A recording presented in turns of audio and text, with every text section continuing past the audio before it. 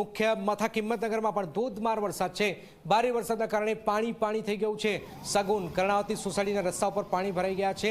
સામાન્ય વરસાદમાં જ પાણી ભરાવાથી સ્થાનિકો પરેશાન થયા છે। સ્થાનિકોએ પાલિકાને અનેક વખત રજૂઆત થઈ છે, છતાં કોઈ નિવેડો નથી આવતું। લોકોનો પણ આક્રોશ સામે આવ્યો છે। ભારે વરસાદની આગાહી વચ્ચે સાબરકાંઠા જિલ્લામાં વહેલી સવારથી જ વરસાદ વરસી રહ્યો હતો। ક્યાંક તીવ્રતા સાથે તો ક્યાંક ઓછી તીવ્રતા સાથે વરસાદ વરસી રહ્યો હતો, જેને લઈને નીચાણવાળા વિસ્તારોમાં પાણી ભરાઈ ગયા હતા। તો 1 ઇંચથી માંડીને 3 ઇંચ જેટલો વરસાદ જિલ્લામાં 8 તાલુકામાં નોંધાયો છે। અત્યારે હાલ જોઈ શકો છો જે હિંમતનગરનો સહકારી જીનથી લગભગ ડીપી રોડ કહેવાય છે। આ ડીપી રોડ લીંબચ માતાના મંદિર થઈ અને સહકારી જીન તરફ બહાર નીકળે છે। આ રોડ ઉપર છે ઢીચણસમાં પાણી લગભગ 1 ઇંચ વરસાદ પડે તાપણ પડી જાય છે, જેને લઈને જે સ્થાનિકોને પરેશાની ભોગવવી પડે। સ્થાનિક સાથે વાત કરીશું, શું તકલીફો પડી રહી છે અને તેના માટે શું રજૂઆતો કરી છે। આ જે વિસ્તાર છે, વિસ્તાર કયો વિસ્તાર કહેવાય, કેટલી તકલીફો પડી? હિંમતનગર તાલુકા અને મુખ્ય મથક છે અને સહકારી જીન વિસ્તાર છે। આ એક મેઇન ડીપી રોડ છે।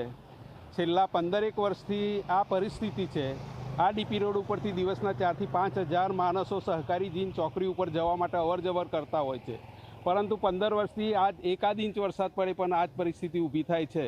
એટલે ઢીંચણસામાં પાણી ભરાઈ જાય છે અને વારંવાર રજૂઆત નગરપાલિકાને અને અન્ય અધિકારીઓને કરવા છતાં કોઈ પણ પ્રકારનું ધ્યાન લેવામાં આવતું નથી। મુલાકાત આવે છે પણ ખોટા આશ્વાસનો અને ખોટા ખાલી વચનો આપી અને ચાલ્યા જાય છે, જેના કારણે રોગચાળો ફેલાવાની સૌથી પહેલી શરૂઆત આ સોસાયટી વિસ્તારોમાંથી થાય છે।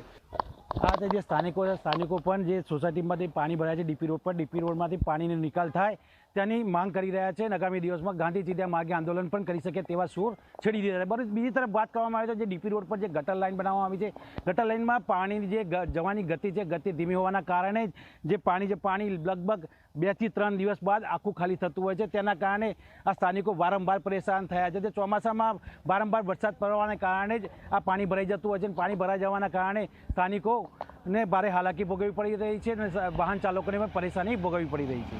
શૈલેષ ચૌહાણ, G24 કલાક, સાબરકાંઠા। તો બોટાદ પંથકમાં પણ